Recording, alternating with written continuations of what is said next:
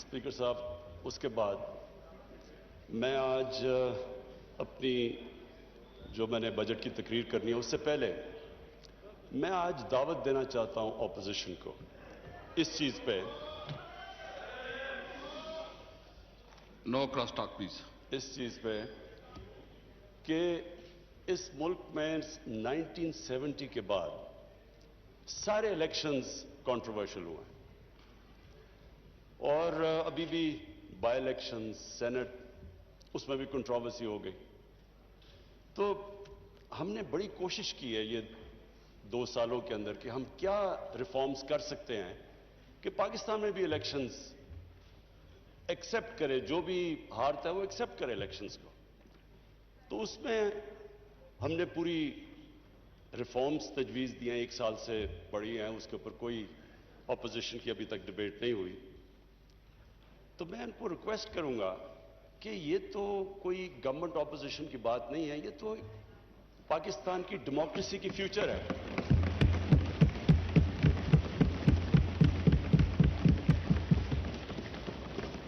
Speaker صاحب، کیونکہ میری 21 سال زندگی انٹرنیشنل کرکٹ میں گزری، تو میں صرف اپنے تجربے سے بتانا چاہتا ہوں کہ جب ہم کرکٹ کھیلتے تھے تو اپنے اپنے امپائر ملک کھڑے کرتے تھے، اور ہوتا کیا تھا کہ جو ہارنے والا ہے وہ ہار نہیں مانتا تھا.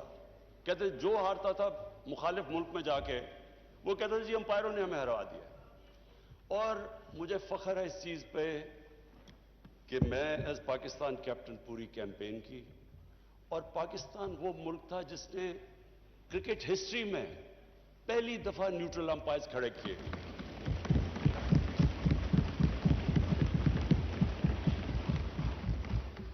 اور آج دنیا کی کرکٹ میں نیوٹرل امپائرز بھی ہیں، ٹیکنالوجی بھی ہے، اور جو ہارتا ہے وہ سب مان جاتے ہیں ہار.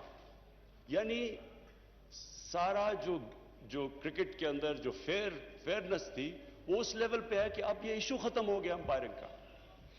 میں یہ ریکویسٹ کرتا ہوں کہ اب ٹائم آ گیا ہے کہ ہم بھی الیکشن لڑیں اور کسی کو یہ فکر نہ ہو کہ جی مجھے کوئی دھاندلی سے ہرا دیا جائے گا.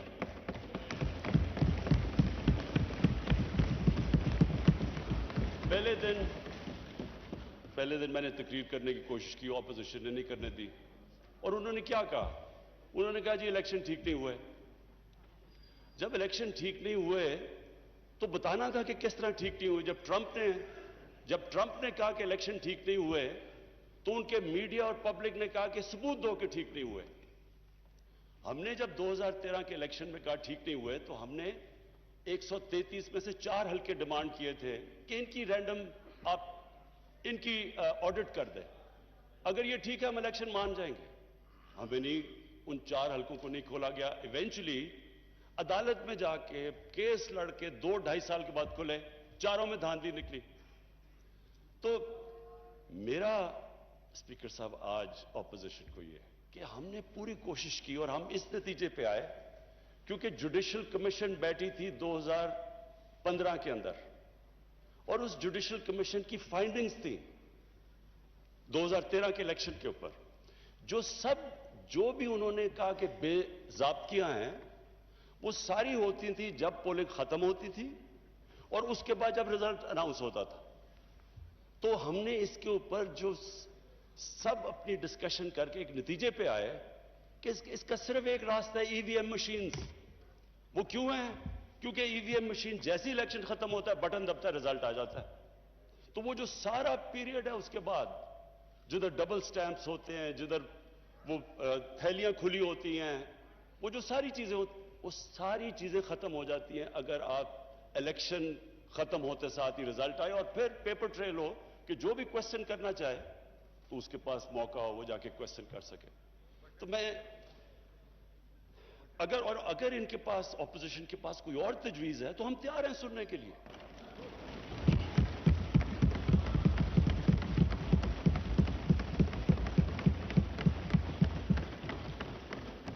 لیکن یہ تو کوئی ہر الیکشن، اگر آج آپ کچھ اس میں کوئی ریفارم نہیں کریں گے یہ تو پھر ہر الیکشن کے اندر یہی سلسلہ ہوگا، جس طرح بائی الیکشن، جس طرح سینٹ کے اندر. تو یہ ایک میری ریکویسٹ تھی. اچھا جی، اب میں اس بجٹ کے اوپر آتا ہوں. میں اس بجٹ کے اوپر بات کرنے سے پہلے اپنی ویژن کی بات کرنا چاہتا ہوں کہ ہماری ویژن کیا پاکستان کی، اور جو بجٹ ہے وہ ریفلیکٹ کرنا چاہیے جو ایک ملک کی ویژن ہے۔ مجھے خوشی اس لیے، اور میں شوکت ترین آپ کو اور آپ کی ساری اکنامک ٹیم کو آج خراج تحسین اس لیے پیش کرتا ہوں کہ آپ نے جو میری ویژن تھی پاکستان کی، اس کے مطابق آپ نے بجٹ بنایا۔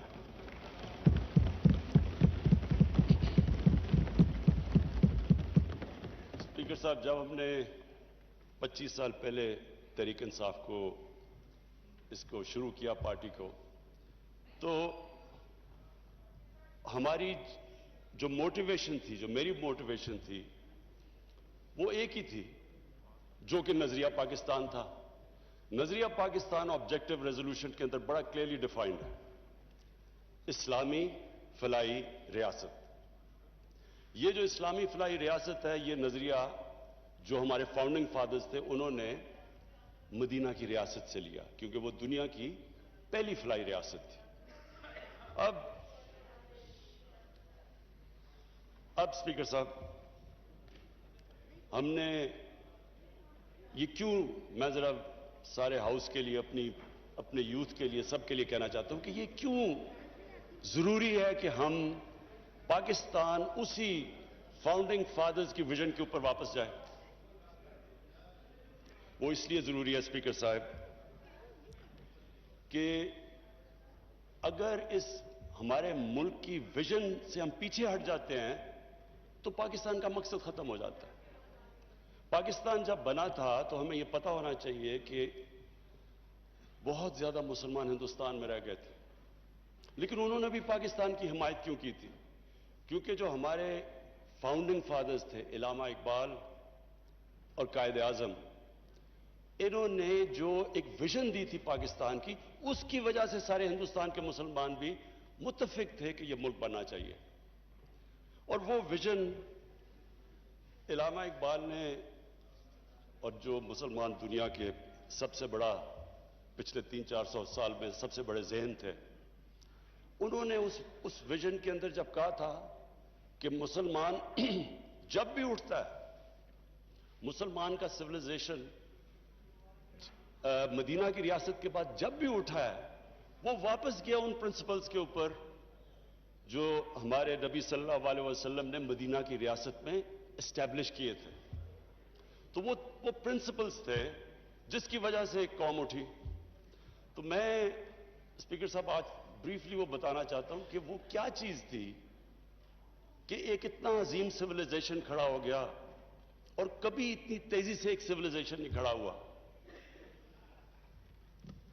جب مدینہ پہنچے رسول اللہ، تو انہوں نے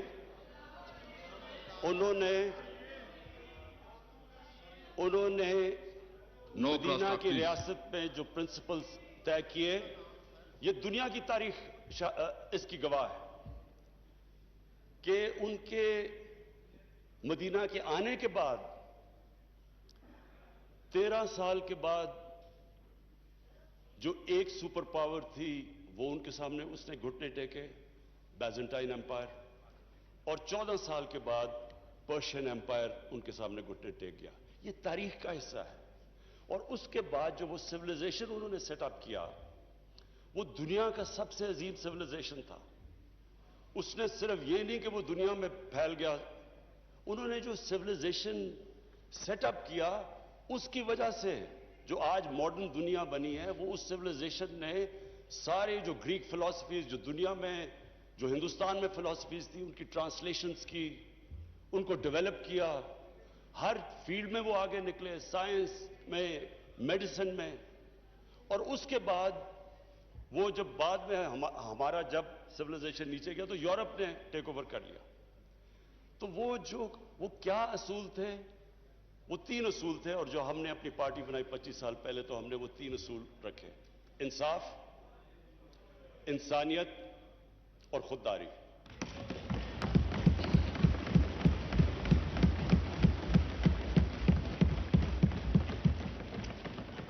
اور یہ تین ہماری ویژن سٹیٹمنٹ میں ہیں کہ ہم یہ سمجھتے ہیں کہ جو ہمارا بجٹ ہے وہ ریفلیکٹ کرنا چاہیے یہ تین پرنسپلز. اس سے پہلے میں آج اپنی اکنامک ٹیم کو خراج تحسین پیش کرتا ہوں.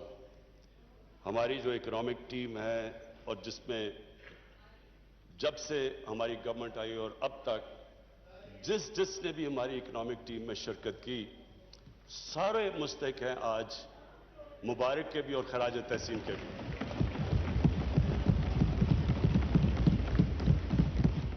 اس ہال میں ہمارے اسپیکرز نے سب نے بتایا کہ کس طرح کا پاکستان ہمیں ملا. جب ہماری گورنمنٹ آئی تو جو سب سے بڑے ہمیں پرابلم تھا وہ جو ٹرم استعمال کرتے ہیں کرنٹ اکاؤنٹ ڈیفیسٹ. جو کرنٹ اکاؤنٹ ہے وہ میں عام لوگوں کے لیے سمجھانے کے لیے کہ کرنٹ اکاؤنٹ کا مطلب یہ ہے کہ ملک میں ڈالرز کتنے آ رہے ہیں اور ملک سے باہر کتنے ڈالرز جا رہے ہیں. اس کا پاکستان کی تاریخ کا سب سے بڑا ڈیفیسٹ تھا. اس کا مطلب یہ کہ ہماری جو کرنسی تھی وہ خطرے میں تھی کیونکہ اتنا بڑا جب خسارہ تھا ڈالرز کی کمی تھی. ڈالرز کی کمی تھی تو ڈالرز نے اوپر جانا تھا, کرنسی نے ڈی ویلیو ہونا تھا. اس کے لیے جو سب سے بڑا ہمیں آتے ساتھ ہی سروائیول کا جو شروع میں پیریڈ تھا, ہم سب نئے تھے, ٹیم نہیں تھی, تجربہ نہیں تھا, تو اس کے اندر اتنے بڑے کرائسس میں اس لیے اپنی ٹیم کو خراج تحسین پیش کرتا ہوں کہ ہم نے بڑے مشکل قدم اٹھائے اپنی اکانومی کو سٹیبلائز کرنے کے لیے. تکلیف دہ تھے اور اسپیکر صاحب وہ تکلیف دہ ایسے تھے کہ آپ ایک ملک اگر گھر کی مثال لے لیں, میں سب کے لیے ایک آسانی پیدا کرنا چاہتا ہوں کہ ہمارے سارے جو بھی آج دیکھ رہے ہیں سب کو سمجھ آ جائے کہ وہ کیا مشکل تھی پاکستان کو. ایک گھر مقروض ہو جاتا ہے, آمدنی اور خرچے میں بڑا خسارہ ہو جاتا ہے, کرایہ دار آ رہا ہے, لوگ آ رہے ہیں پیسے مانگنے کے لیے, قرضے لیے ہوئے ہیں, تو وہ گھر کیا کرتا ہے؟ وہ صرف دو چیزیں کر سکتا ہے, اپنے خرچے کم کرتا ہے اور اپنی آمدنی بڑھانے کی کوشش کرتا ہے. تو جب وہ اپنے خرچے کم کرتا ہے تکلیف ہوتی ہے گھر کو. خرچے جب کم کرتا ہے, اگر آپ کے بچہ ایک اچھے سکول میں جا رہا ہے اس کو آپ کو نکال کے دوسرے اس سکول میں گورنمنٹ سکول میں ڈالنا پڑتا ہے. اگر آپ کا گاڑی ہے تو موٹر سائیکل ہو, اگر موٹر سائیکل ہے تو سائیکل لینا پڑتا ہے. وہ جو بھی گھر اس سچویشن میں ہوتا ہے اس کو اس مشکل وقت سے گزرنا پڑتا ہے جب تک اس کی آمدنی اوپر نہیں آتی. تو ہمارے لیے وہ مشکل فیصلے کرنے تھے, لوگوں کو تکلیف ہوئی, عوام بڑی مشکل سے گزری اور کئی ابھی بھی گزر رہے ہیں. لیکن اس کے علاوہ جب ایک ملک مقروض ہو جائے اور جب ایک ملک اس مشکل میں پڑ جائے, اس کے علاوہ دوسرا اور کوئی راستہ نہیں ہے اس کا. کوئی بھی ملک لے لیں, جب ترکی میں پرائم منسٹر تب اردوغان آئے تو ان کو بھی جب ترکی کو جو وہ بھی قرضے میں ڈوبے ہوئے تھے ان کو بھی آئی ایم ایف کے پاس جانا پڑا, لیکن وہ بھی 2-3 سال مشکل وقت سے گزرے. تو مجھے آج یہ خوشی ہے کہ ہماری اکنامک ٹیم نے جس طرح کے فیصلے کیے, جس طرح ہم وہ چیلنجز لیے اور جس طرح ان چیلنجز سے نکلے. ایک تو اکنامک چیلنج تھا, دنیا میں باہر گئے, پیسے اکٹھے کرنے کی پوری کوشش کی. میں آج پھر اپنے وہ ملکوں کا شکر گزار ہوں جس طرح یو اے ای نے ہماری مدد کی, سعودی عربیہ نے ہماری مدد کی, چائنا نے ہماری مدد کی.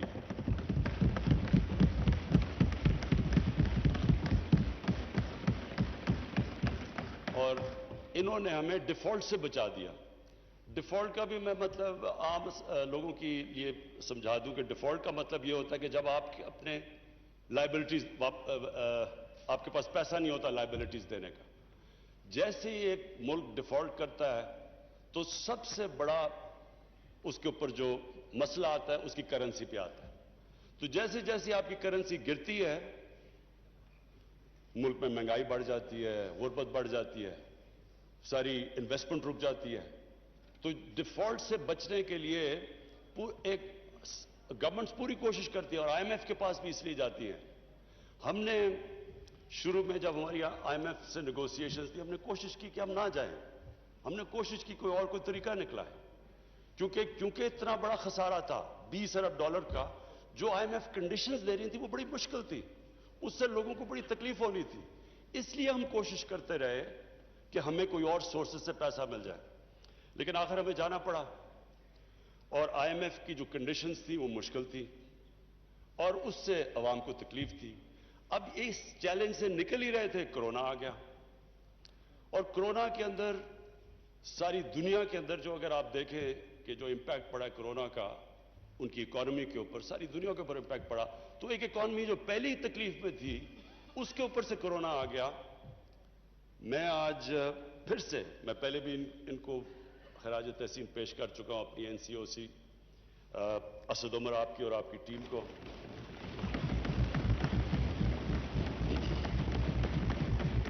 ڈاکٹر فیصل کو, اور اس میں پھر جتنی بھی کوآرڈینیشن تھی پاکستان آرمی, انہوں نے ہماری پوری مدد کی. ہم نے انٹیلیجنس پوری ان سے لی, جو بھی پھر ہم نے ہاٹ سپاٹس اور پھر ان کو لوگوں کو ٹریک اینڈ ٹریس. اور ڈاکٹر فیصل جس نے پوری ایکسپرٹ اوپینین ہمیں دیتا رہا کہ یہ دنیا میں یہ ہو رہا ہے تو آپ کو یہ جو بھی قدم ہمیں اٹھانے چاہیے. تو اس سے میں آج ہم سارے پاکستانی, ہم وہ خوش قسمت قوم ہے. اگر آپ ارد گرد دیکھیں, ایران میں دیکھیں, بدقسمتی سے ابھی افغانستان دیکھیں, ہندوستان دیکھیں, آج انڈونیشیا میں جو ہو رہا ہے, تو ساری, اور بنگلہ دیش میں جو صورتحال ہے, لاک ڈاؤنز لگا دی ہیں, اس کے مقابلے میں اللہ کا میں خاص طور پہ, کیونکہ اللہ نے, ہم انسان تو ایک سٹیج تک جا سکتا ہے, اس کے بعد تو اوپر والے کے اوپر چھوڑ دیتا ہے, اور اس نے ہمیں بچا لیا. ہم جس طرح نکلے ہیں اس سے,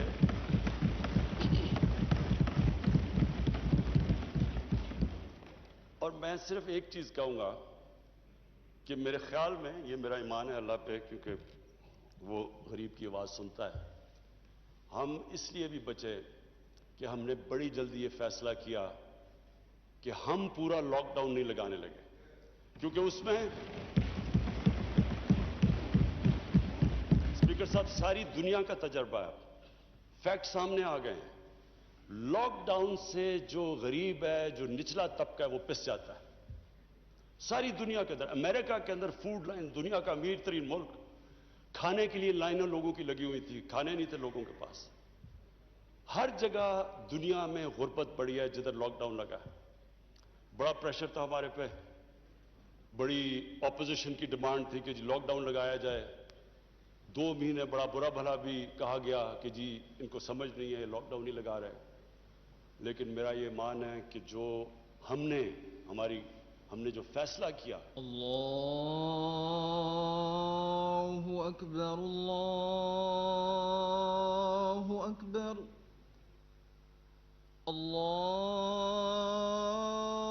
اللہ اکبر, اللہ اکبر. اشہد ان لا الہ الا اللہ, اشہد ان لا الہ الا اللہ, اشہد ان محمد رسول اللہ, اشہد ان محمد رسول اللہ.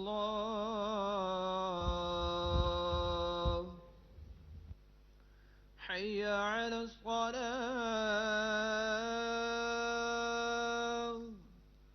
حی علی الصلاة,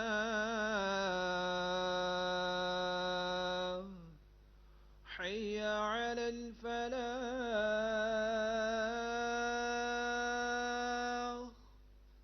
حی علی الفلاح.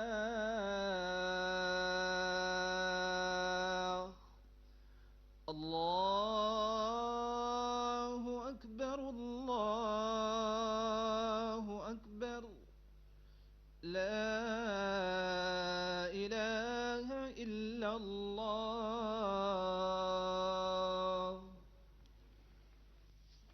जनाब इमरान खान प्राइम मिनिस्टर। जी स्पीकर साहब, जो फैसला किया हमने ये सोच के कि जो हमारा दिहाड़ीदार है, हमारे मजदूर, हमारा डेली वेजर जो कि वीकली वेजर, वो घर में खाना ही तब आता है जब अगर वो मजदूरी करे। हमने जो बड़ी जल्दी फैसला किया कंस्ट्रक्शन खोलने का, और फिर जो अपना सारा एग्रीकल्चर सेक्टर था उसको हमने पूरी तरह खोलने की कोशिश की जल्दी से जल्दी। जो वो हमारा फैसला था, मैं समझता हूं, और एक्सपोर्ट इंडस्ट्री हमने जो खोलने की कोशिश की और जल्दी, मेरे ख्याल में जो हमने वो फैसले किए, और फिर हमारा स्टेट बैंक ने जबरदस्त इंसेंटिवाइज किया, उन्होंने पूरी मदद की इंडस्ट्री की, हमने स्मॉल और मीडियम इंडस्ट्री की मदद की, हमने बिजली में उनको जो हमने उनकी मदद की, और फिर हमारा जो एहसास प्रोग्राम था जिसमें 1 करोड़ 20 लाख लोगों को साफ और शफाफ तरीके से जल्दी हमने उनको पैसे दिलवाए, जो कि आज वर्ल्ड बैंक सारी दुनिया में मुल्कों में नंबर 4 पे एहसास प्रोग्राम की इफेक्टिवनेस। हाँ सॉरी, मैं ये क्लियर कर दूं, 1.5 करोड़ खानदान को पैसे दिए। सो उसको मल्टीप्लाई करें 6-7 से, तो स्पीकर साहब हम उससे अल्लाह का शुक्र है बेहतरीन तरीके से निकल गए। इकोनॉमी भी हमने अपने बचा ली, और क्योंकि हमने बड़े फोकस तरीके से स्मार्ट लॉकडाउन यानी रिस्ट्रिक्ट करके हॉटस्पॉट्स की तरफ गए, लोगों को भी हमने बचा लिया। लेकिन एक और चैलेंज था जिसका लोगों को इतना ज्यादा अंदाजा नहीं, क्योंकि वो चैलेंज था देहातों के अंदर। लोकस्ट अटैक हो गया। लोकस्ट का एक वक्त पे इतना ज्यादा खतरा था, उधर भी हमने कमांड एंड कंट्रोल सेंटर बनाया। उन्होंने बाकायदे फखर इमाम फूड सिक्योरिटी से उन्होंने जाके इसको सुपरवाइज किया, उसमें भी सब इन्वॉल्व थे, जिस तरह हमारी एनसीओसी थी। तो लोकस्ट से भी अल्लाह ने हमें बचाया और बड़ी मेहनत की। ईद पे भी लोगों ने काम किया। तो स्पीकर साहब, हम अल्लाह का शुक्र है, ये जो 4% ग्रोथ रेट हमारी तकरीबन 4% ग्रोथ रेट आई, उसकी वजह यह थी कि हमने एग्रीकल्चर को प्रोटेक्ट किया।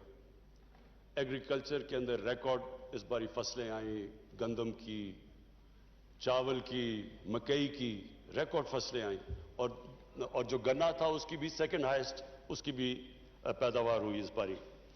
और इसकी वजह से एक सारी इकॉनमी उठी।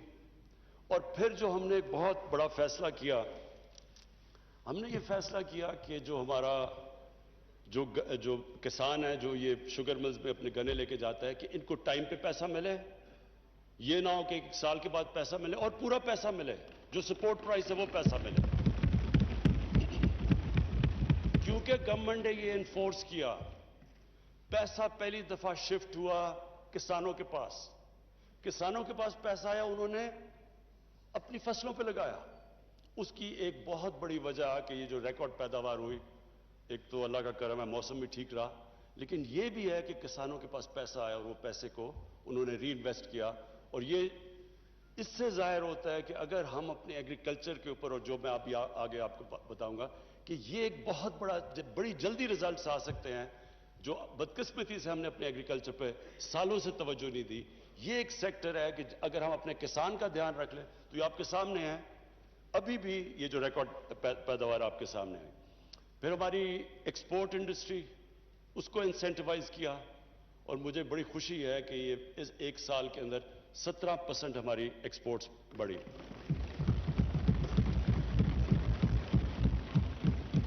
स्पीकर साहब, जो जून का महीना था, जून के महीने में हमारी जो एक्सपोर्ट सिर्फ जून के महीने में हुई वो $2.7 अरब हुए, जो ऑल टाइम पाकिस्तान रिकॉर्ड है एक महीने के अंदर।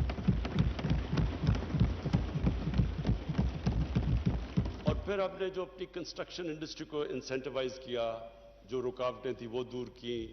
हमने बाकायदा जो कंस्ट्रक्शन इंडस्ट्री के अंदर लोग थे उनसे मुज़ाकरात करके हमने हर कोशिश की कि इनको इंसेंटिव्स दिए जाएं, क्योंकि जब कंस्ट्रक्शन इंडस्ट्री चलती है तो उसके साथ, और ख़ास तौर पे हाउसिंग, तो जितने 30 इंडस्ट्रीज रिलेटेड है वो सारी चलनी शुरू हो जाती हैं। तो इसकी भी वजह से जो ग्रोथ रेट हमारी बड़ी आखिर में, ये अल्लाह का करम था। اب آگے میں فیوچر میں بتا دوں، اس کے بعد واپس جاتا ہوں اپنی ویژن کے اوپر. دیکھیں فیوچر میں ہم بڑے کلیئر ہیں کہ اب پاکستان کا ڈائریکشن کیا ہے. ہماری جو گروتھ ہوگی وہ ایکسپورٹ لیڈ، ایکسپورٹس کے اوپر اب ہم پوری توجہ دے رہے ہیں. اور ابھی جو ہماری جو امپورٹس بڑھی ہیں اس کی ایک بہت بڑی وجہ یہ ہے کہ ایکسپورٹس کے لیے مشینری امپورٹ کی جا رہی ہے، اور یہ ٹائم لیگ کے ساتھ انشاءاللہ آپ دیکھیں گے کہ ہم پاکستان کی ریکارڈ ایکسپورٹس پہ پہنچ جائیں گے. دوسری چیز ہمارا ایگریکلچر سیکٹر ایگریکلچر سیکٹر کے علاوہ جو میں انڈسٹری کے ایک اور بات کر دوں کہ اسمال اور میڈیم کے اوپر ہم اصل توجہ دے رہے ہیں. پہلے لارج سکیل مینوفیکچرنگ کے اندر ہماری 9% گروتھ ریٹ ہوئی ہے. اسمال اور میڈیم کے اوپر پرابلم یہ ہے کہ ان کو بینکس قرضے نہیں دیتے ہیں. اب ان کے لیے فائنانس منسٹر طریقے ڈھونڈ رہے ہیں کہ ہم کیسے اسمال اور میڈیم انڈسٹری کو قرضے دے سکتے ہیں کیونکہ ان کے پاس کولیٹرل نہیں ہوتا. ان کے لیے پوری پالیسی ڈیوائز کریں اور جو ریگولیشنز ہیں ان کو آسان کرتے جا رہے ہیں کیونکہ اتنے زیادہ ریگولیشنز ہوتے ہیں وہ اسمال اور میڈیم انڈسٹری چلنے کا اس کا وہ رجسٹری نہیں ہوتے ڈر کے ریگولیشن سے. تو اس کے اوپر پوری اب انسینٹیوائز کر رہے ہیں ان کو. جو ایگریکلچر ہے اس میں ہم کئی چیزیں کر رہے ہیں. ایک تو پنجاب نے بڑا زبردست کام کیا، کسان کارڈ لے کے آ رہا ہے. کسان کارڈ سے ایک ڈیٹا بیس ہوگا، سارے کسانوں کو رجسٹر کر رہے ہیں ہم. اور جو چھوٹا کسان ہے، چھوٹے کسان کو جو 13 ایکڑ سے کم کسان ہے اس کو ڈائریکٹ سبسیڈائز کریں گے، ان کو کھادوں کے اوپر، ان کی پیسٹیسائڈز کے اوپر. پھر اگر کوئی جس طرح بکھر میں ابھی میں نے سنا ہے کہ وہاں ان کی جو فیل ہو جاتی ہے، اب 3 سال سے ان کے جو چنے کی کراپ فیل ہوگی، ان کو ڈائریکٹ مدد کریں گے. تو یہ پہلی دفعہ ایک کسان کارڈ کے ذریعے ڈائریکٹ مدد کریں گے اپنے کسانوں کے لیے. پھر جو بھی اس باری فائنانس منسٹر نے جو پیسہ رکھا ہے $60 ارب فیڈرل گورنمنٹ نے، سوری 60 ارب روپیہ جو ہماری فیڈرل گورنمنٹ نے رکھا ہے، جو پچھلی گورنمنٹ کے آخری سال میں 1.5 ارب تھا.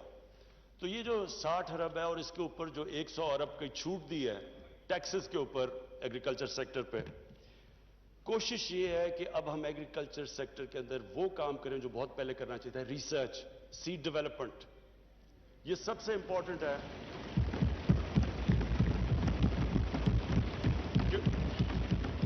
کیونکہ ہماری پروڈکٹیوٹی اگر آپ دوسری دنیا کے ملکوں سے دیکھیں تو پاکستان تقریباً سب سے کم پروڈکٹیوٹی ہے ہماری. تو بڑی جلدی اگر ہم اس پہ کام کر لیں تو جس طرح اس بار ریزلٹس آئے ہیں، اور ہمارا آگے مسئلہ بھی فوڈ سیکیورٹی کا ہے کیونکہ ہم اب فوڈ امپورٹر بن چکے ہیں. گندم بھی ہمیں امپورٹ کرنی پڑ رہی ہے، چینی بھی امپورٹ کرنی پڑ رہی ہے، ہمیں دالیں امپورٹ کرنی پڑ رہی ہیں، اور ایڈیبل آئل تو خیر پہلے بھی ہم امپورٹ کرتے تھے. تو اب ہماری کوشش یہ ہے کہ ان کی پہلے تو اپنی پیداوار بڑھائیں تاکہ آگے بڑھتے ہوئے آبادی کے لیے ہم فوڈ سیکیورٹی پرووائڈ کریں، لیکن اس کے علاوہ اپنی پروڈکٹ، اس کے علاوہ جو کسان ہیں اس کو ڈائریکٹ چھوٹے کسان کو سبسیڈائز کریں کیونکہ اصل ہمارا 70% تو چھوٹا کسان ہے اور اس کا سب سے بڑا پرابلم ہوتا ہے اس کے پاس پیسہ نہیں ہوتا، وہ آڑتی سے پھنس جاتا ہے. اور اس کی ہم نے کسان کی اور مدد کرنے کے لیے کیا فیصلہ کیا، کسان مارکیٹس.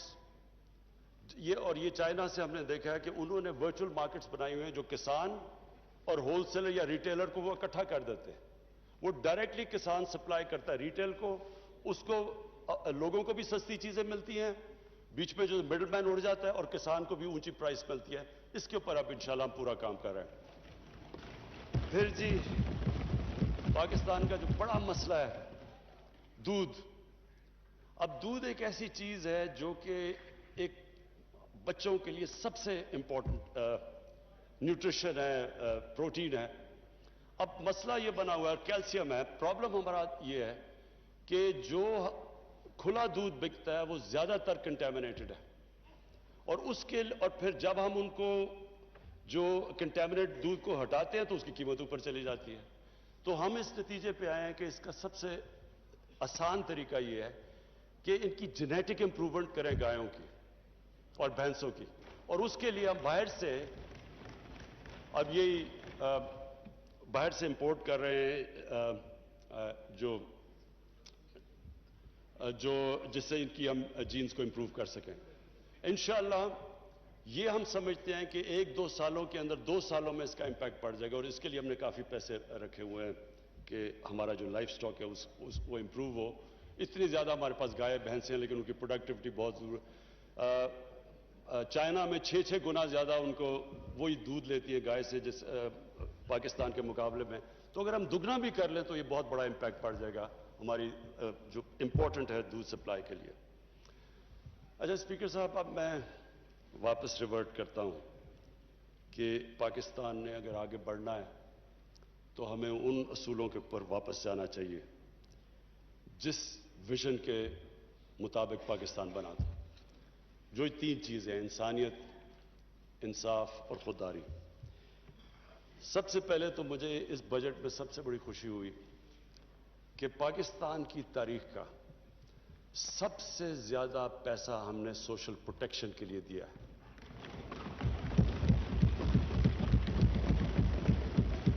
ہماری تاریخ میں کبھی اس کے قریب بھی ریسورسز کبھی بھی نچلے طبقے کو اوپر اٹھانے کے لیے نہیں کیا. جو مدینہ کی ریاست میں جو اصول رکھا گیا تھا، پیسے نہیں تھے ابھی ان کے پاس. شروع میں مدینہ میں مسلمان بڑے غریب تھے، لیکن رسول اللہ نے، نبی صلی اللہ علیہ وسلم نے شروع میں ہی کہہ دیا کہ ہماری سب سے بڑی کوشش ہوگی کہ جو کمزور طبقہ ہے، جو بیوہ ہیں، جو یتیم ہیں، جو معذور ہیں، غریب ہیں، ان کو ریاست نے ان کی ذمہ داری لی تھی. یہ پہلی دفعہ دنیا میں ایک ویلفیئر سٹیٹ بنی تھی. تو پاکستان شروع سے ہی ہمیں جس طرف جانا چاہیے تھا ہم نہیں گئے، ہم دوسری طرف چلے گئے. ہم نے کہا پہلے پیسہ آئے گا پھر ویلفیئر سٹیٹ بنے گی. کہ جو اوپر سے جو ورڈ یوز کیا جاتا ہے ٹرکل ڈاؤن ایفیکٹ ہوگا، پیسہ ہوگا تو پھر وہ پیسہ نیچے آئے گا. یہ ٹرکل ڈاؤن ایفیکٹ مدینہ کی ریاست میں نہیں تھا. پہلے انہوں نے ذمہ داری لی اپنے کمزور طبقے کی، پہلے ریاست نے ان کو اوپر اٹھایا اور پھر خوشحالی آئی. اصل میں جو ایمان والے لوگ ہیں وہ یہ جانتے ہیں کہ کامیابی تو اللہ نے دینی ہوتی ہے، کوشش انسان کرتا ہے، وہ دیکھتا ہے. وہ پھر سے میں یہ کہوں گا، وہ غریب کی آواز سنتا ہے. جب آپ نچلے طبقے کی مدد کرتے ہیں، دکھی انسانیت کی، اوپر والے سے برکت آتی ہے. اور یہ ہمارے سامنے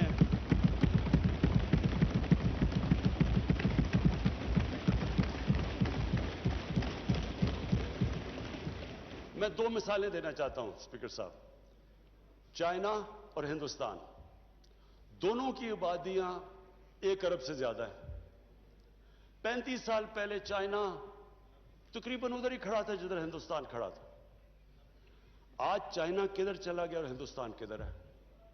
انہوں نے کیا کیا اور جو ہندوستان نے نہیں کیا؟ ہندوستان میں بھی حالات بہتر ہوئے، ہندوستان میں بھی ان کو پچھلے 30 سال میں ترقی کی، لیکن ہندوستان میں امیر اور غریب میں فاصلہ بڑھتا گیا. آج وہاں غربت بھی ہے اور سب سے زیادہ امیر لوگ ہیں. چائنا نے کیا کیا کہ انہوں نے فیصلہ کیا، جو مدینہ کی ریاست میں فیصلہ کیا دنیا کے عظیم لیڈر نے، کہ ہم سب سے پہلے نچلے لوگوں کو اوپر لے کے آئیں گے. اور ہم چائنا گئے اور ہم نے دیکھا انہوں نے کیا کیا جو طریقے اختیار کیے اپنے کمزور طبقے کو اوپر اٹھانے کے لیے. تو اسپیکر صاحب یہ دنیا میں ایک معجزہ ہے. 70 کروڑ لوگوں کو انہوں نے 35 سال میں غربت سے اٹھا کے اوپر لے گئے. اور ابھی اسی سال پریزیڈنٹ شی جن پنگ نے اناؤنس کیا کہ چائنا میں ہم نے ایکسٹریم پاورٹی ختم کر دی. یہ دنیا کی تاریخ میں اتنا یہ کبھی ہوا ہی نہیں، یہ معجزہ ہے. لیکن جیسے جیسے وہ غریبوں کو اوپر لیتے گئے، چائنا بھی ایک اکنامک جائنٹ اور سپر پاور بن گیا. ہندوستان نے، اس کے پاس بھی اتنی بڑی مارکیٹ تھی، لیکن انہوں نے یہ سٹیپس نہیں لیے. تو ایک سکالر تھے محمد عبدو، بہت بڑے اسلام کے سکالر تھے. وہ جب یورپ سے 100-125 سال پہلے جب وہ واپس آئے مصر، تو انہوں نے مصر میں کہا کہ یہاں مسلمان تو بڑے ہیں لیکن یہاں اسلام بہت کم ہے. اور جب یورپ گئے، کہتے ہیں یورپ میں جو میں نے دیکھا، مسلمان تو نہیں نظر آئے لیکن بڑا اسلام نظر آیا. कहने का मतलब यह है कि जो भी उन उसूलों के ऊपर चलेगा वो ऊपर चला जाएगा।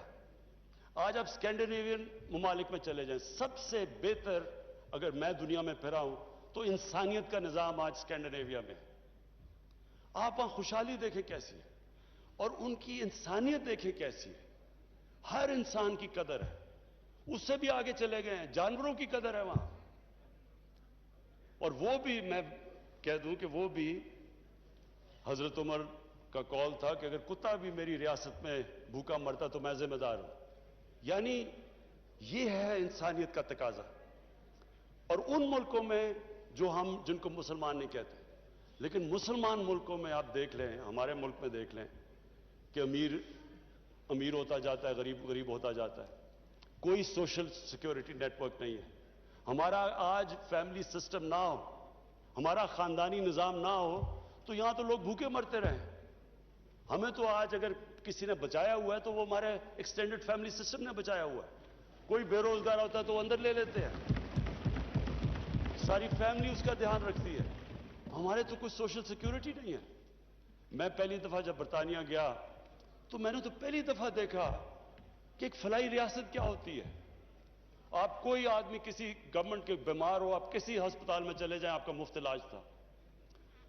सारे गरीब से गरीब आप हो, आपको मुफ्त तालीम मिलती थी और क्वालिटी की तालीम मिलती थी। कई उनका प्राइम मिनिस्टर एक आध बना, वो भी एक सरकारी स्कूलों में मुफ्त पढ़ के बना। उधर आप बेरोजगार होते हैं, अनएम्प्लॉयमेंट बेनिफिट्स मिलती हैं जब तक आपको रोजगार नहीं मिलता। अदालत में गरीब आदमी जाता है, उसको लीगल एड मिलती है मुफ्त की, उसको वकील मिलता है। हमने तो पहली दफा ये देखा। यहां तो इस तरह का कॉन्सेप्ट अभी तक था ही नहीं। तो ये मैं आज फाइनेंस मिनिस्टर आपको इसलिए खराज तहसीन पेश करता हूं। ये पहली दफा पाकिस्तान उस तरफ निकल गई है जिधर हम आज से 74 साल पहले जाना चाहिए था, इस्लामी फलाई रियासत।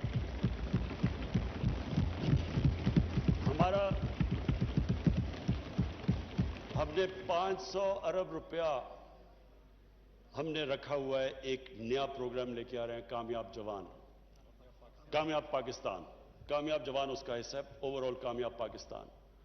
और मकसद इसका यह है कि हम 40 से 50 लाख जो हमारे सबसे निचला तबका, और हमारे पास तकरीबन सारा डेटा बेस तैयार हो गया है।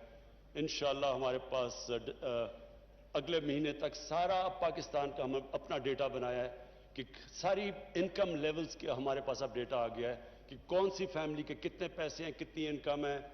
और उसके मुताबिक हमने ये फैसला किया कि जो निचला 40 से 50% खानदान है उनको हम इस कामयाब पाकिस्तान के नीचे लाने लगे। 500 अरब इनके लिए हमने डेडिकेट किया है। इसमें 4 चीजें होंगी। सबसे पहले सस्ते सूद के बगैर कर्जे। किसान जो होंगे उनको 3 लाख देंगे सूद के बगैर कर्जा, छोटे किसानों के लिए। और जो शहर के अंदर हम उनको पैसे देंगे ताकि वो अपना कोई कारोबार शुरू कर सके। दूसरी चीज हम स्पीकर साहब उनके लिए वो काम कर रहे हैं जो मैं हमेशा सोचता था कि अल्लाह ने कभी मौका दिया तो वो हम इस मुल्क में करेंगे। हेल्थ कार्ड, हेल्थ इंश्योरेंस, जो मैं अपने जो हमारे पीटीआई के 2-3 सूबे हैं, पंजाब, पख्तूनख्वा और जीबी, इनको मैं आज खास ये इसलिए मुझे खुशी से मैं इनकी तारीफ करना चाहता हूं। और बलूचिस्तान, वो हमारी कोलिशन गवर्नमेंट है, उधर भी मेरी जाम कमाल से बात हो चुकी है कि सारे शहरियों को हमने, सारे जितने भी खानदान हैं उन सबको हमने हेल्थ इंश्योरेंस देनी है।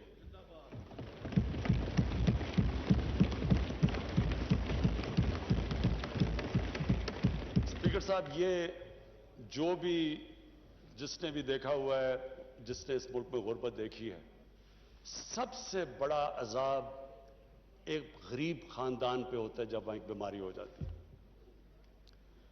पहले उनके बजट नहीं मिल रहा होता है, वो मुश्किल से अपने घर का गुजारा कर रहे होते हैं। तो एक फर्द जब बीमार होता है या उसको कोई पैसा खर्च करना पड़ता है, وہ قرضے لیتے ہیں, سارا خاندان غربت کے نیچے چلا جاتا ہے. یہ جو چیز کی ہے, میں اپنی ساری, اگر میں اچیومنٹ کو کہوں کہ جس سے مجھے سب سے زیادہ خوشی ہے, وہ یہ ہیلتھ انشورنس ہے, اور یونیورسل ہیلتھ انشورنس. یہ امریکہ جیسی جگہ میں نہیں ہے.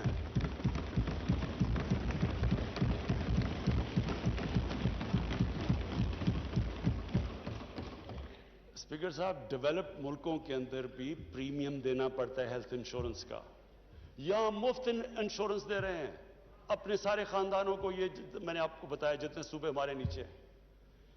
اور یہ صرف ایک ہیلتھ انشورنس نہیں ہے اسپیکر صاحب, یہ ہیلتھ سسٹم ہے. یہ اب پاکستان میں ماڈرن ہیلتھ سسٹم انشاءاللہ بنے گا. وہ کیسے؟ اب کیا ہوتا ہے کہ سرکاری ہاسپٹل صرف بناتے ہیں دیہاتوں کے اندر, چھوٹے شہروں میں. بڑے شہروں کے اندر صرف کمرشل ہاسپٹل بنتے ہیں, پرائیویٹ سیکٹر صرف وہاں آتا ہے, کیونکہ چھوٹے شہروں میں وہ پیسے نہیں دے سکتے. غریب آدمیوں کے پاس بائنگ پاور نہیں ہوتی, تو وہ وہاں ہاسپٹل نہیں جاتے. یہاں سرکاری ہاسپٹل جب آپ لے کے جاتے ہیں ڈسٹرکٹس میں, وہاں ڈاکٹرز نہیں جاتے. وہاں آپ ہاسپٹلز دیکھیں وہ خالی پڑے رہتے ہیں, بڑی مشکلوں سے ایکسٹرا پیسے دینے پڑتے ہیں. پختونخوا میں انہوں نے ایکسٹرا ان کے لیے پیسے دیے تاکہ ڈاکٹرز جا سکیں. اب یہ جو ہیلتھ کارڈ ہے, اس سے اب دیہاتوں کے اندر لوگوں کے پاس بائنگ پاور آ گئی ہے. وہ اپنا علاج کروا سکتے ہیں, وہ پیسے دے سکتے ہیں. اور ہیلتھ کارڈ صرف سرکاری ہاسپٹل میں نہیں, کسی بھی ہاسپٹل کے اندر ہیلتھ کارڈ استعمال ہو سکتا ہے.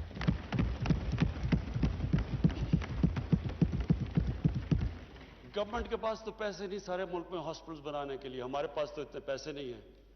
پرائیویٹ سیکٹر آئے گا, اور پرائیویٹ سیکٹر کے لیے ہم اب آسانیاں پیدا کر رہے ہیں. کیسے کر رہے ہیں؟ اوقاف کی زمین, ویکیو ٹرسٹ کی زمین, ہم نے فیصلہ کیا ہے کہ ان کو سستے داموں کے اندر ہم ہاسپٹلز کے لیے دیں گے. کیونکہ اتنی مہنگی زمین ہے شہروں کے اندر, اور تاکہ وہ جب ہاسپٹل بناتے ہیں ان کے پاس اتنا موقع نہیں ہوتا کہ اپنا ریکور کرنے کے لیے کاسٹ, تو ان کو سستی زمینیں دیں گے. جو بھی میڈیکل اکوپمنٹ پاکستان میں نہیں بنتی وہ ڈیوٹی فری باہر سے امپورٹ کروائیں گے پرائیویٹ سیکٹر کے لیے.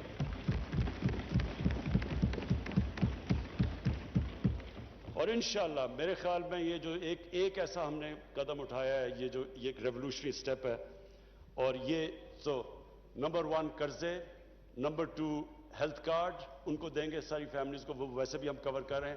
تیسری چیز, ہم نے ان کے لیے ٹیکنیکل ایجوکیشن, ایک فرد کو ایک خاندان میں ٹیکنیکل ایجوکیشن دیں گے تاکہ اس کے پاس ہنر آ جائے, تاکہ وہ کمائی اپنی کر سکے.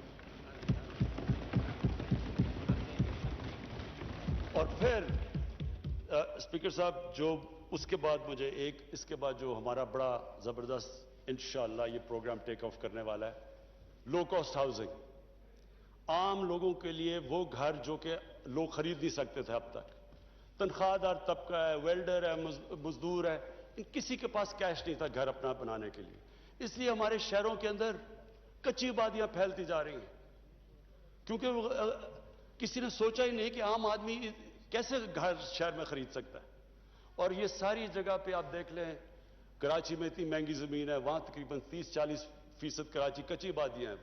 لاہور کے اندر کچی آبادیاں ہیں, بڑے شہروں میں کدھر سے غریب آدمی آ کے شہر میں اکوموڈیشن لے سکتا ہے. تو یہ ایک بہت بڑا سٹیپ ہے کہ ہم نے اب بڑی محنت سے ایک قانون جو پھنسا ہوا تھا عدالتوں کے اندر, کئی سالوں سے پھنسا ہوا تھا, فورکلوجر لا, وہ ہم نے عدالتوں سے کلیئر کروایا. پھر بینکوں سے بیٹھے, پھر بینکوں کو انٹرسٹ کیا اس کے اندر. ابھی بینکوں کو پریکٹس نہیں ہے, ان کو عادت نہیں ہے کہ چھوٹے لوگوں کو قرضے دینے کے لیے, لیکن ان سے ہم مسلسل میٹنگز کر رہے ہیں. اسٹیٹ بینک کے گورنر بھی ان کو زور لگا رہے ہیں کہ وہ قرضے دیں چھوٹے طبقے کو. لیکن ایک اور اب ہم نے جو مائکرو فائنانس کو, یعنی وہ کمپنیز جو کہ مائکرو فائنانس دیتی ہیں چھوٹے لوگوں کو جس میں اخوت ہے, انشاءاللہ اب ہمارا پورا پروگرام ہے کہ یہ جو لو کاسٹ ہاؤسنگ ہے, یہ سب سے پہلے یہ جو 40 لاکھ نیچے خاندان ہیں ان کو ہم اس لو کاسٹ ہاؤسنگ کے اندر شامل کریں.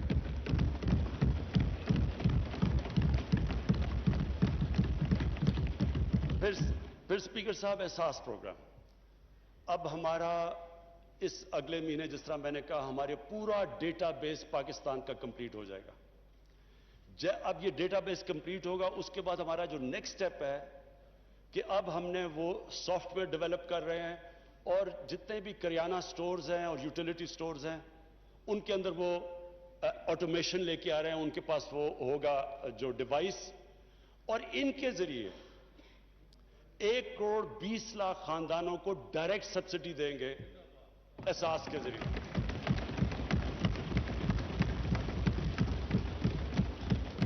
یہ اسپیکر صاحب یہ کبھی پاکستان میں نہیں ہوا، یہ پہلی دفعہ ہوگا کہ جو نچلا ہمارا آپ سوچ لیں 1,20,00,000 خاندان، ان کو ڈائریکٹ سبسڈی کس چیز کی دیں گے؟ کیونکہ ایک انٹرنیشنلی مہنگائی بڑھ رہی ہے، کموڈٹیز کی قیمت ریکارڈ پہ گئی ہوئی ہے پچھلے 1 سال کے اندر، تو ہم ان کو جو بیسک ہے، گھی ہے، آٹا ہے، چینی ہے، جو ایک عام آدمی دالیں ہیں، ان کو ہم یہ جو 1,20,00,000 خاندان ہوں گے، یہ کسی بھی کرانہ سٹور اور یوٹیلیٹی سٹور پہ ان کا ہمارا ڈیٹا بیس پہ ہوں گے، یہ وہاں جا کے سبسڈائزڈ آٹا اور یہ جو بیسک چیزیں ہیں جو کھانے پینے کی یہ لے سکیں گے۔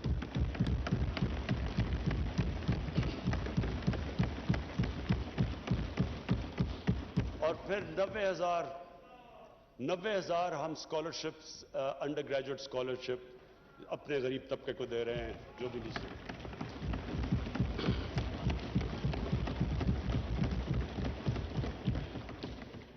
اچھا اسپیکر صاحب، پھر اب میں صرف یہ کہنا چاہتا ہوں کہ ہمارا جو اب ڈائریکشن ہے وہ نکل گیا ہے، جو کہ پاکستان کی ویژن ہے کہ ایک فلاحی ریاست کی طرف جا رہا ہے پاکستان۔ میں یہ بھی کہہ دوں کہ مجھے جو بڑی خوشی ہوتی ہے جب میں دیکھتا ہوں جو ہم نے پناہ گاہ بنائی ہوئی ہیں، جو مزدور ہیں بیچارے، جو محنت کش لوگ جو کہ سارا دن مزدوری کرتے ہیں اور پھر بچا کے پیسہ اپنے بیوی بچوں کو بھیجتے ہیں، تو اب ہماری پناہ گاہ کا جو جال ہے وہ انشاءاللہ ہم سارے پاکستان میں ان ایریاز میں دیتے ہیں جدھر باہر سے لوگ مزدوری کرنے آتے ہیں، تاکہ وہ سو بھی سکیں، ان کو کرایہ بھی نہ دینا پڑے، ان کو کھانا پینا بھی مل جائے، وہ صاف ان کو نہا دھو بھی لیں، اور اس کے بعد جو بھی پیسہ ان کا بچے وہ سیدھا اپنے گھر میں بیوی بچوں کو بھیجیں۔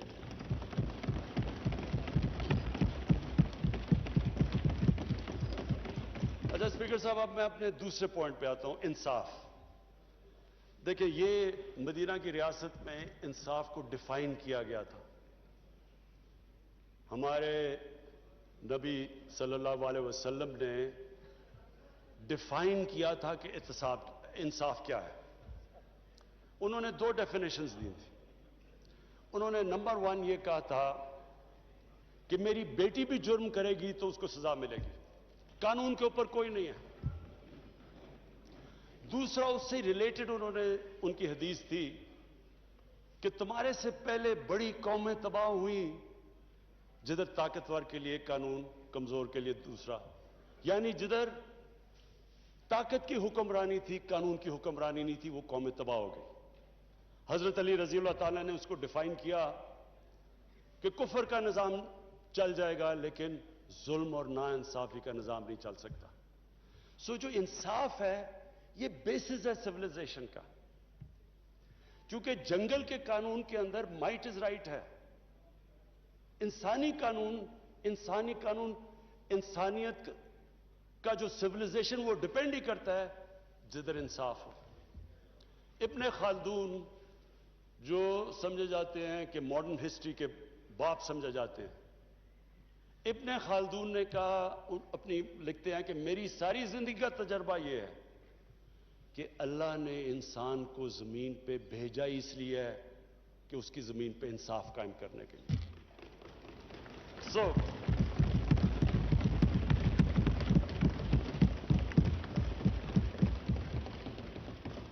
اسپیکر صاحب،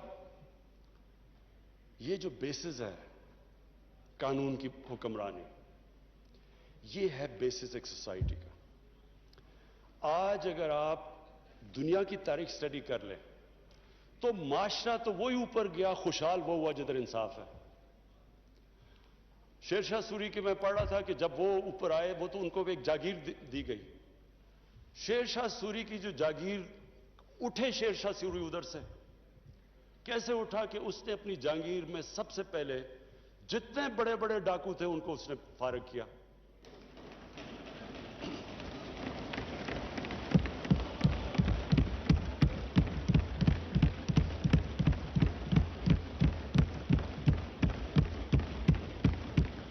जैसे ही स्पीकर साहब, जैसे ही उसने जो बड़े बड़े वहां गैंग्स फिरती थी डाकुओं के, उनको फारिग किया, अमन आ गया। जैसे ही अमन आया तो इर्द गिर्द की जितनी जागीरें थी, वो सारे जो ताजर थे वो शेरशाह के जागीर में आ गए, क्योंकि वहां अमन था, वहां खुशहाली आ गई। सारों को दुनिया में इर्द गिर्द हो गया कि सबको शेरशाह सूरी का नाम पता चल गया, सबसे ज्यादा खुशहाल था वो। आप उठा के देख लें, पहले दिल्ली की सल्तनत देख लें, बलबन था तो एक वो आदमी था जो कि इंसाफ पसंद था, वहां खुशहाल था।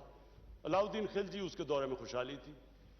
जैसे ही जिस माशरे के अंदर जब ताकत की हुक्मरानी आती है, यानी जंगल का कानून आता है, वो नीचे चला जाता है। आज दुनिया में मुझे एक मुल्क बता दें जो खुशहाल है और उधर कानून की हुक्मरानी और इंसाफ ना हो, और एक मुल्क मुझे बता दें जो गरीब है जिधर इंसाफ हो। ये कॉन्ट्रडिक्शन इन टर्म्स है। इसको मैं आपको और स्पेल आउट कर देता हूं। सेक्रेटरी जनरल यूनाइटेड नेशंस ने एक पैनल बनाई, उसका नाम है fact I panel. Fact I panel ने इन्वेस्टिगेट किया कि ये अमीर और गरीब मुल्क में फासले क्यों पड़ रहे हैं। अमीर मुल्क अमीर होते जा रहे हैं, गरीब गरीब होते जा रहे हैं। स्पीकर साहब, उनकी जो कंक्लूजन है वो हमारे मुल्क के लिए बड़ी रेलेवेंट है। वो फैक्ट आई पैनल ने यह कहा कि गरीब मुल्कों से, डेवलपिंग वर्ल्ड से हर साल 1000 अरब डॉलर मनी लॉन्डर होकर अमीर मुल्कों और ऑफशोर बैंक्स में चले जाते हैं। 1000 अरब डॉलर। हमारा सुने, हमारा कितना बजट होगा? 60-70 अरब डॉलर का। हमारा बजट 22 करोड़ लोगों का 60-70 अरब डॉलर। 1000 अरब डॉलर हर साल गरीब मुल्कों से अमीर मुल्कों में चले जाते हैं। आप ये सोचें कि ये कितना बड़ी तबाही आ रही है दुनिया में आने वाले दिनों में।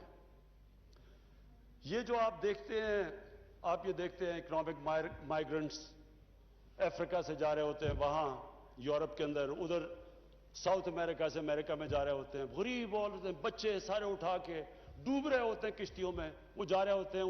क्यों जा रहे हैं? क्योंकि वहां अमीर हैं और जो डेवलपिंग वर्ल्ड है वो गरीब होती जा रही है। उसकी सबसे बड़ी वजह मनी लॉन्ड्रिंग है।